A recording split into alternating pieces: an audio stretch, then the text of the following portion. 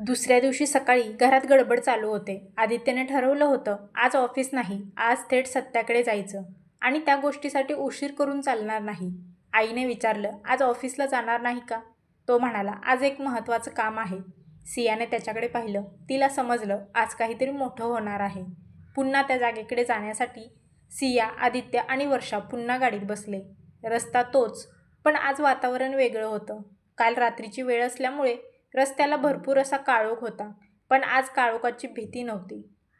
पण तणाव अजूनही तसाच होता. लोकेशनवर पोहोचण्यासाठी ते त्या कच्च्या रस्त्याजवळ पोहोचले. आज सगळं क्लिअर दिसत होतं. तो लपलेला रस्ता आता स्पष्ट दिसत होता. काल इथेच वळला होता तो, आदित्य म्हणाला. वर्षाने गाडी आत घेतली. आतलं दृश्य डोळे मोठे करून पाहिलं. रस्ता झाडांनी वेढलेला होता. थोडं पुढे गेल्यावर एक छोटं बिल्डिंग दिसलं. बाहेरून पूर्ण बंद, पण आदित्यच्या नजरेला काहीतरी आलं. त्या रस्त्याला टायर मार्क्स उमटले होते. तो खाली उतरून पाहतो. काल इथेच गाडी आली होती. ते आता इकडे तिकडे पाहू लागले. खूप शांत वातावरण होतं. आदित्य म्हणाला, आपल्याला आतमध्ये जायचं आहे, फक्त थोड्या सावधपणे. इकडे तिकडे पाहत, चला. ते हळूहळू दरवाजाजवळ गेले. दरवाजा अर्धा उघडाच होता. आदित्यने तो हळूच ढकलला. आवाज झाला. सगळे थबकले. आता पूर्ण आतमध्ये अंधार होता. एक छोटीशी खिडकी होती. त्यामधून एकदम थोडासा प्रकाश आतमध्ये येत होता. धूळ, जुने बॉक्स, पण मध्येच एक टेबल होता आणि त्यावर काही पेपर्स ठेवलेले होते. आदित्य पुढे गेला. त्याने पेपर्स उचलले. ते बारकाईने पाहू लागला. त्याच्या डोळ्यात चमक आली. हे कंपनीचे डॉक्युमेंट्स आहेत. वर्षा लगेचच जवळ आली. कशाचे? तो म्हणाला, सियाच्या आईबाबांच्या कंपनीचे. त्या पेपर्समध्ये सर्व पुरावे सापडले होते. प्रॉपर्टीचे डॉक्युमेंट्स, फेक सही आणि कंपनींसोबत केलेले बेकायदेशीर व्यवहार. सियाच्या हातातून पेपर खाली पडला. ती रडत म्हणाली, म्हणजे त्यांनी सगळं चोरलं. तेवढ्यात टप्प असा काहीतरी आवाज झाला. सगळे दचकले. आदित्य मागे वळला. दरवाजा हळूहळू बंद होत होता. सिया ओरडली. आदित्य, दरवाजा पूर्ण बंद झाला आणि बाहेरून लॉक झाल्याचा आवाज आला. ते आत अडकले. बाहेर कोणीतरी आहे आणि ट्रॅप ॲक्टिवेट झाला आहे असं त्यांच्या लक्षात आलं. खेळ आता त्यांच्या हातात नव्हता, तर शत्रूच्या कंट्रोलमध्ये गेला होता. दरवाजा खट्ट करून लॉक झाला. क्षणभर तिघेही स्तब्ध झाले. सियाचा श्वास जोरात चालू झाला. आदित्य, आपण अडकलो. वर्षा मागे सरकली. हा ट्रॅप होता, मी सांगितलं होतं. पण आदित्य शांत राहण्याचा प्रयत्न करत होता. तो म्हणाला, कोणी पॅनिक होऊ नका, शांत रहा. तो पटकन दरवाजाकडे गेला. हाताने ढकलून पाहिलं. लॉक आहे. तो आजूबाजूला बघू लागला. इथे काहीतरी दुसरा एक्झिट असणार. वर्षा घाबरून बोलते. आणि नसला तर? तो बोलतो, असतोच. अशा ठिकाणी बॅकअप एक्झिट असतो. तेवढ्यात वरच्या मजल्यावरून काहीतरी आवाज आला. सिया आदित्यचा हात पकडते. कोणीतरी आहे वर. भीती वाढते. वर्षा थरथरत बोलते, आपण एकटे नाही आहोत. आदित्यचा चेहरा गंभीर झाला.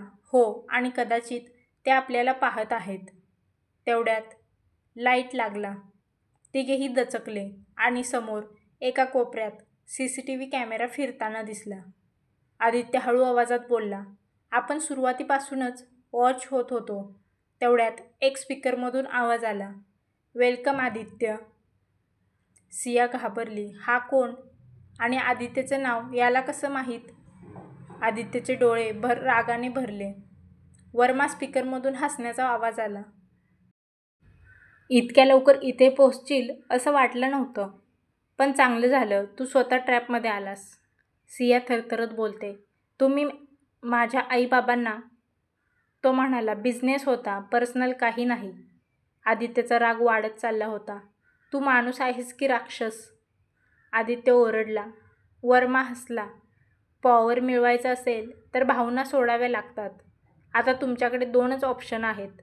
डॉक्युमेंट्स मला द्या आणि शांतपणे निघून जावा. नाहीतर. तो थांबला. तुम्ही तिघेही इथून जिवंत बाहेर जाणार नाही. आदित्यने सियाचा हात पकडला. त्याच्या डोळ्यात निर्धार होता. गेम आता सुरू झाला आहे. वर्माचा आवाज अजूनही स्पीकरमधून घुमत होता. डॉक्युमेंट्स दे, नाहीतर जिवंत परत जाणार नाहीस. सिया आणि वर्षा घाबरलेल्या होत्या, पण आदित्य अचानक हलकंसं हसला. वर्मा थोडा थांबला. काय झालं? एवढ्या सिच्युएशनमध्ये तू हसतोयस? आदित्य शांतपणे म्हणाला, कारण गेम फक्त तूच नाही खेळत. क्षणभर शांतता झाली. वर्मा चिडून बोलतो, काय म्हणायचं आहे तुला? आदित्य हळूच आपल्या शर्टच्या कॉलरला हात लावतो आणि म्हणतो, तुझे प्रत्येक शब्द, प्रत्येक कबुली यात रेकॉर्ड होते. सिया आणि वर्षा दचकल्या. काय? सिया हळू आवाजात बोलली. आदित्य तिच्याकडे बघून डोळ्यांनीच इशारा करतो, शांत रहा. तो पुढे म्हणाला, या कॅमेऱ्यामध्ये लाईव्ह रेकॉर्ड सुरू आहे आणि फक्त रेकॉर्डिंग नाही तर ते डायरेक्ट सेंड पण होतंय. स्पीकरमधून आवाज जोरात आला, इम्पॉसिबल, कसं शक्य आहे हे? आदित्य कॉन्फिडंटने बोलतो, ट्राय करून बघ. वर्मा काही क्षण शांत झाला. त्याला समजलं तो ट्रॅपमध्ये आहे. पण एकटाच नाही. आदित्य म्हणाला, जर आम्हाला काही झालं तर हे सगळं प्रूफ बाहेर जाईल. पोलीस, मीडिया, सगळ्यांकडे. वर्मा पॉवरफुल होता, पण आदित्यकडे प्रूफ होता. काही सेकंद शांतता झाली. मग स्पीकरमधून आवाज आला, स्मार्ट मूव्ह आदित्य. पण गेम अजून संपलेला नाही. तेवढ्यात दरवाजा हळूहळू उघडू लागला. सिया सुटकेचा श्वास घेते. आपण बाहेर जाऊ शकतो. वर्माचा पुन्हा आवाज आला, जा, पण लक्षात ठेव, तू आता थेट माझ्या विरुद्ध उभा आहेस आणि मी हारत नाही. वर्मा एक्सपोज होण्याच्या मार्गावर होता, पण युद्ध अजून बाकी आहे. आदित्यने सियाचा हात घट्ट पकडला. आता खरी लढाई सुरू झाली आहे. दरवाजा उघडून ते तिघे बाहेर आले. पण आदित्यला माहीत होतं, वर्मा इतक्यावर थांबणार नाही. वर्माच्या बाजूला त्या वेअरहाऊसच्या एका हिडन रूममध्ये वर्मा स्क्रीनसमोर बसलेला होता. त्याच्या चेहऱ्यावर राग नव्हता, तर एक धोकादायक शांतपणा होता. तो हलकसा हसला, आदित्य, तू खरंच स्मार्ट आहेस, पण अजून गेम तुला समजलाच नाही. त्याचे फोन उचलला. कुलकर्णी, प्लॅन बी सुरू कर. कुलकर्णीचा आवाज आला, समजलं सर. वर्मा स्वतःशीच म्हणाला, जर पुरावे आहेत तर ते नष्ट करायचे आणि जर लोक अडथळा आहेत, तो थांबला तर त्यांना कमकुवत करायचं. सिया ही त्याची कमजोरी आहे. तिला टार्गेट करा, पण थेट नाही. काहीतरी प्लॅन करा. कॉलेजमध्ये प्रेशर आणणे, अफवा पसरवणे, तिला मेंटली तोडणे, हे सर्व लवकर सुरू करा. तो दुसऱ्या माणसाला कॉल करतो. कॉलेजमध्ये काम सुरू करा. तिचं लाईफ हेल बनवा. तो पुढे म्हणतो, आणि त्यांच्या घरावर लक्ष ठेवा. त्यांचा प्रत्येक मूव मला हवा आहे. वर्मा स्वतःशी म्हणाला, लढाई ताकदीने नाही जिंकायची, तर मेंदूने जिंकायची. आदित्य गाडीत बसला होता. त्याच्या हातात प्रूफ होतं, पण त्याच्या मनात एकच विचार होता, तो आता पुढे काय करेल? पुरावे आहेत, पण शत्रू अजून स्ट्रॉंग आहे आणि आता तो डायरेक्ट अटॅक करणार आहे. ही लढाई फक्त आता बाहेरची नाही, तर मनाची सुद्धा होणार आहे. त्या दिवसानंतर सगळं बदलायला लागलं. सिया कॉलेजला गेली, पण आजचं वातावरण वेगळंच होतं. काही मुली तिच्याकडे बघून कुजबुजत होत्या. ही तीच आहे ना? हो, तीच. सियाला थोडं विचित्र वाटलं. ह्या मुली अशा का बोलतात? आणि सर्वजण तिच्याकडे संशयाच्या नजरेने पाहत होत्या. ती वर्गात बसली. तेवढ्यात तिच्या फोनवर एक अननोन मेसेज आला, तुझ्या आईबाबांसारखंच तुझंही होऊ शकतं.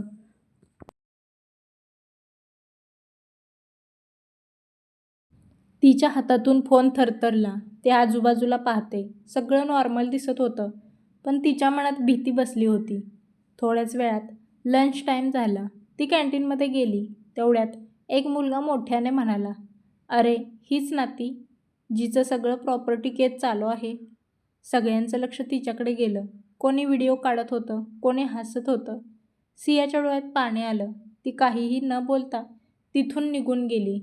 ती लगेच आदित्यला फोन करते, आदित्य, मला भीती वाटते. तो लगेच सिरियस झाला. काय झालं? ती सगळं सांगते. आदित्यचा आवाज बदलतो. वर्मा हा त्याचा गेम आहे. तो शांतपणे म्हणतो, तो तुला फिजिकली नाही तर मेंटली तोडायचा प्रयत्न करतोय. तो म्हणाला, सिया, माझं ऐक, तू स्ट्रॉंग राहा. मी येतो आत्ता. आदित्य ऑफिस सोडून थेट कॉलेजकडे निघतो. तो कॅम्पसमध्ये येतो. सगळ्यांच्या नजरा त्याच्याकडे वळतात. तो सियाकडे जातो. ती त्याला पाहताच रडायला लागते. तो तिच्या खांद्यावर हात ठेवतो. मी आहे, काहीही होऊ देणार नाही तुला, तो म्हणतो. आता आपण त्याला त्याच्याच गेममध्ये हरवूया. वर्मा मानसिक हल्ला करतोय. सिया टार्गेट झाली आहे.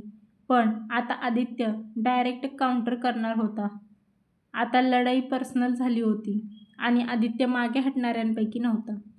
आदित्यचा राग आता नियंत्रणात नव्हता, पण उतावळेपणा करत नव्हता. तो थेट गेम संपवण्याच्या तयारीत होता. त्याने आपल्या माणसांना कामाला लावलं. काही तासांतच पाठीमागे कॉल आला. सर, नंबर मिळाला आहे. आदित्यने फोन हातात घेतला. काही सेकंद तो स्क्रीनकडे पाहत राहिला. मग कॉल केला. फोन वाजतो. एकदा, दोनदा. तिसऱ्याच रिंगला कॉल उचलला जातो. एक शांत, थंड आवाज असतो. हॅलो. आदित्यचा आवाज कडक झाला होता. वर्मा. पलीकडून वर्मा क्षणभर शांत होता. मग हलकंसं हसू आणत म्हणाला, आदित्य, वाट पाहत होतो तुझ्या कॉलची. आदित्य रागाने बोलतो, गेम खेळतोयस माझ्याशी? वर्मा शांत आवाजात बोलतो, गेम नाही, बिझनेस आहे हा. आदित्य ओरडतो, माझ्या बायकोला टार्गेट करतोयस? कॉलेजमध्ये प्रेशर टाकतोयस? इतका खाली तू गेलास का? तो हसत म्हणतो, कमजोरीवरच वार करायचा असतो आणि तुझी कमजोरी सिया आहे. आदित्यचा आवाज खतरनाक वाढला. सियाला पुन्हा हात लावायचा विचारही करू नकोस, नाहीतर. तो मध्येच थांबवत म्हणतो, नाहीतर काय? तू मला थांबवणार? तो पुढे म्हणतो, तुला वाटतं पुरावे मिळालेत म्हणून तू जिंकणार? अजून खूप काही आहे माझ्याकडे. तुझं घर, तुझं बिझनेस, तुझं आयुष्य, सगळं मी एका क्षणात उद्ध्वस्त करू शकतो. आदित्य शांत पण घातक आवाजात बोलतो, तू एक चूक केली आहेस वर्मा. कुठली चूक? आदित्य बोलतो, तू ही लढाई पर्सनल केलीस. काही सेकंद शांतता पसरते, कारण आता मी थांबणार नाही. एवढं बोलून कॉल कट होतो. दोघेही आता समोरासमोर बोलत होते. धमक्या ओपन झाल्या होत्या आणि लढाई ऑफिशियली सुरू झाली होती. आदित्यने फोन घट्ट पकडला. आता त्याचा शेवट करायचाच, तो म्हणाला. कॉल कट झाल्यावर काही क्षण आदित्य तसाच उभा राहिला. डोळ्यात राग, पण मेंदू शांत होता. आता हा खेळ संपवायचाच, तो बोलला. तो सियाकडे पाहतो. ती अजूनही घाबरलेली होती. तो तिचा हात धरतो. आता आपण लपून नाही, सरळ लढणार. आदित्य घरी येताच बाबांसोबत बसतो. तो म्हणतो, आपल्याकडे प्रूफ आहे, पण अजून स्ट्रॉंग करायचं आहे. बाबा विचारतात, कसं? आदित्य म्हणतो, आपण वर्मालाच स्वतःच्या तोंडाने सगळं कबूल करायला लावायचं. आई दचकते, पण ते कसं शक्य आहे? तो हलकंसं हसतो. ट्रॅप. तो सियाकडे पाहतो. सिया, तुला स्ट्रॉंग राहावं लागेल. ती थोडी घाबरून म्हणते, मी काय करायचं? आदित्य म्हणतो, तू वर्माला भेटायला तयार हो. सगळे घाबरतात. नको, तिला नको भेटायला. तो समजावतो, तिला काही करणार नाही तो. तू त्याला सांगशील, तुला सगळं माहीत आहे, पण तू डील करायला तयार आहेस.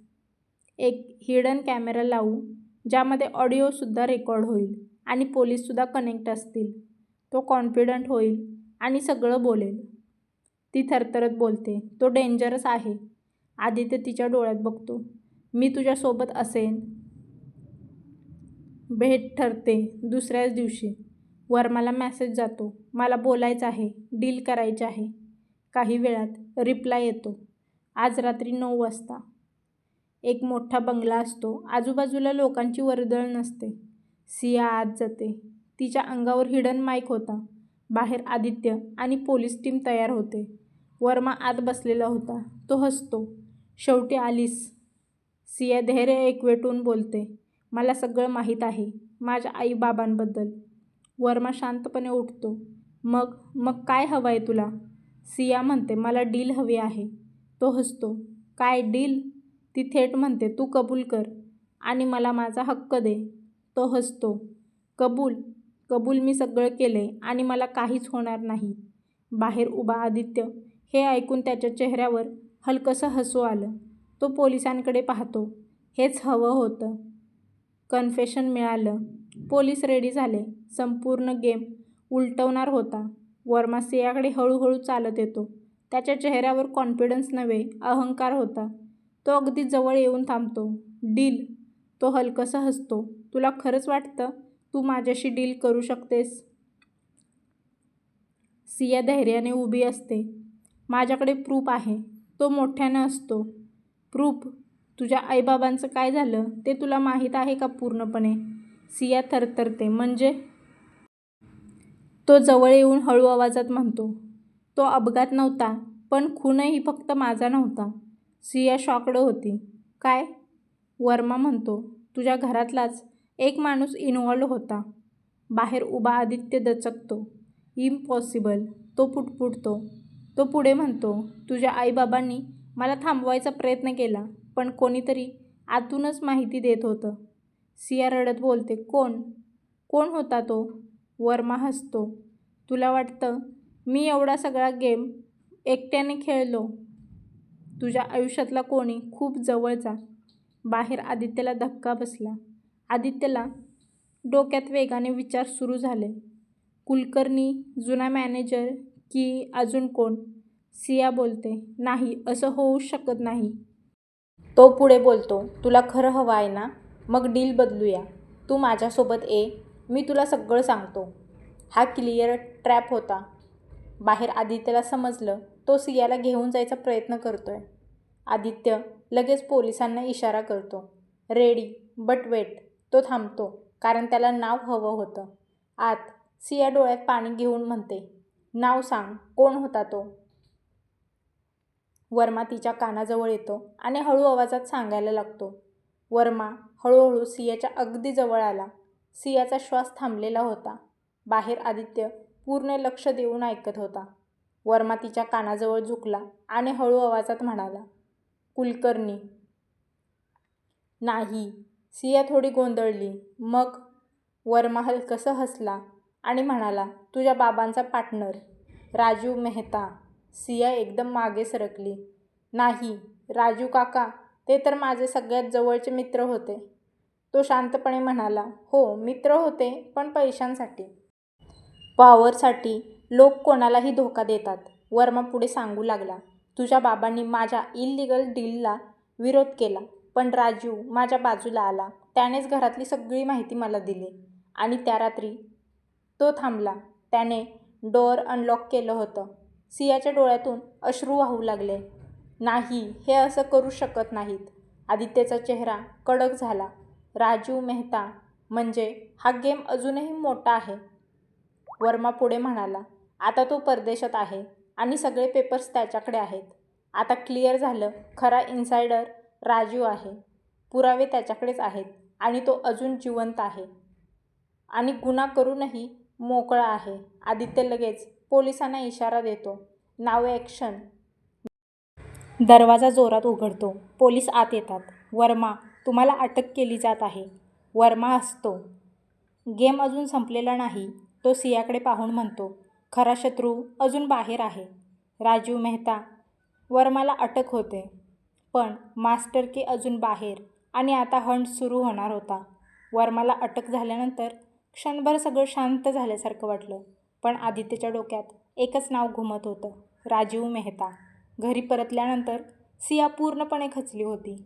ज्यांना ती काका म्हणायची त्यांनीच धोका दिला होता. आदित्य तिच्या जवळ बसला. आता आपण सगळं संपवणार. आणि दुसऱ्याच दिवशी आदित्यने त्याच्या टीमला कामाला लावलं. राजू कुठे आहे, कोणत्या देशात आहे, कोणत्या नावाने राहतोय, माहिती काढायला लावली. काही तासांनी रिपोर्ट आला. सर, राजीव मेहता दुबईमध्ये आहे आणि तो अजूनही त्या प्रॉपर्टीवर कंट्रोल ठेवतोय. आदित्य बोलतो. म्हणजे गेम अजून चालू आहे? तो ठामपणे म्हणाला. आपण दुबईला जाणार. सिया दचकली. आपण? तो तिच्याकडे बघून म्हणतो. हो, कारण हा तुझा हक्क आहे. काही दिवसात सगळं अरेंज झालं. आदित्य आणि सिया दुबईला पोहोचले. एक नवीन देश, नवीन धोका. दुबईत ते एका मोठ्या हॉटेलमध्ये थांबले. आदित्यने त्याच्या कॉन्टॅक्ट्स वापरून राजूचा ट्रॅक लावायला सुरुवात केली. तेवढ्यात हॉटेलच्या रूममध्ये सियाला एक एन्व्हलप सापडलं. ती ते उघडते. आत एक फोटो असतो. त्या फोटोमध्ये तिचे आईबाबा आणि त्यांच्यासोबत राजू पण दिसत होता. त्या फोटोच्या मागे लिहिलेलं होतं, टू लेट. धोका वाढतो. सिया घाबरलेली होती. आदित्य, तो आपल्याला आधीच बघतोय. आदित्यचा चेहरा गंभीर झाला. आपण त्याला शोधायला आलो नाही. तो आपल्याला खेळवायला तयार झाला आहे. राजीव अवेअर आहे. तो प्रिपेअर्ड आहे आणि आता बॅटलफील्ड बदललं आहे. आदित्य हळू आवाजात म्हणाला. आता आपली एक चूक आणि सगळं संपणार आहे. वर्माला अटक झाली, पण त्या क्षणी राजीव मेहताला सगळी बातमी आधीच मिळालेली होती. दुबई दुसऱ्या बाजूला एका आलिशान पेंटहाऊसमध्ये राजीव शांतपणे बसलेला होता. त्याच्या हातात फोन होता. सर, वर्मा पकडला गेला. ही बातमी समजताच तो काही क्षण शांत राहिला आणि मग हलकंसं हसला. हेच एक्सपेक्टेड होतं, तो स्वतःशी म्हणाला. वर्मा फक्त पावन होता. खरा गेम तर मी खेळतोय. राजीवने लगेच डिसिजन घेतला. काही डॉक्युमेंट्स डिस्ट्रॉय करा, अकाउंट शिफ्ट करा, आयडेंटिटी चेंज करा. तो आपल्या माणसांना सांगतो, कोणताही पुरावा मागे राहायला नको. Everything is clean. आणि सिया ती दुबईला आली की नाही कन्फर्म करा. काही वेळात रिप्लाय मिळाला. हो सर, ती आली आहे. राजीवच्या चेहऱ्यावर स्मित होतं. परफेक्ट. ट्रॅप तयार. तो म्हणतो. त्यांना वाटतं ते मला शोधायला आलेत, पण खरं म्हणजे मीच त्यांना इथं बोलवलं आहे. दुसऱ्या बाजूला हॉटेलमध्ये आदित्य विचारत होता.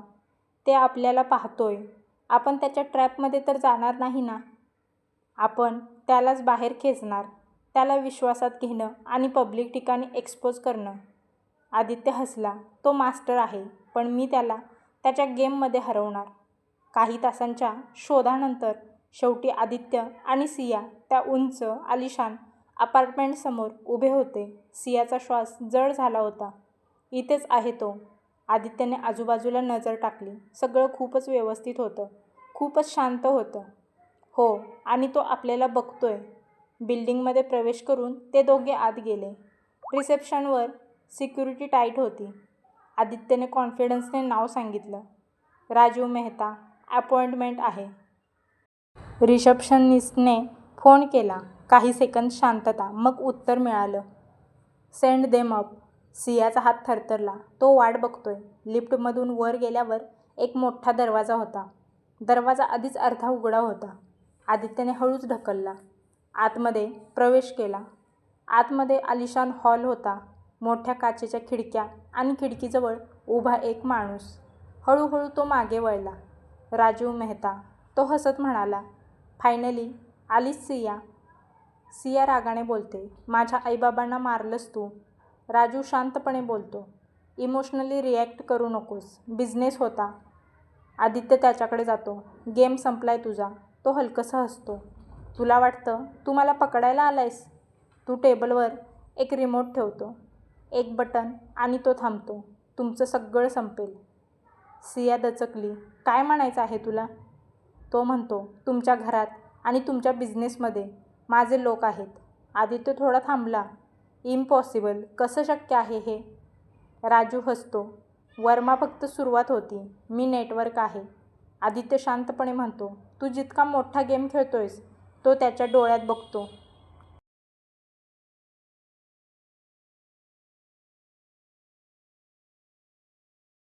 तितक्याच जोरात तू पडशील. राजू रिमोट हातात घेतो आणि म्हणतो, ट्राय मी. राजूने रिमोट हातात घेतला. सगळं त्याच्या कंट्रोलमध्ये असल्यासारखं वाटत होतं. पण आदित्यच्या चेहऱ्यावर भीती नव्हती. हलकंसं हसू होतं. आदित्य शांतपणे म्हणाला, प्रेस कर. बघ काय होतंय. राजू थोडा गोंधळला. इतका कॉन्फिडन्स? आदित्य पुढे म्हणाला, तुझा रिमोट काम करत नाही. राजूने बटन दाबलं. काहीच झालं नाही. तो चिडला. काय केलं तू?